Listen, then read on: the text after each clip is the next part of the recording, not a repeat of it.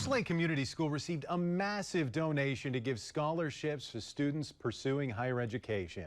The $1.75 million endowment donation is in honor of George E. Lund, who graduated from Moose Lake High School in 1931. The school is known for about a year they would receive money from the Lund estate. They've been preparing. Superintendent Billy Jostein says they're working on getting a scholarship committee together to iron out the details of distribution each year. That group will decide how many students get a scholarship and for how much money. Jostein says for an average graduating class of 50 students, the impact of a donation this size is not lost on the community. The community has just been as overwhelmed as we have been, to be honest. A lot of people have been reaching out and just congratulating us and are super excited to see the impact that that's going to have on our students.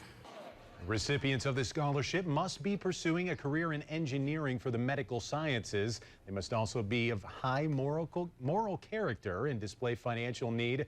The scholarship committee hopes to have the details figured out by October.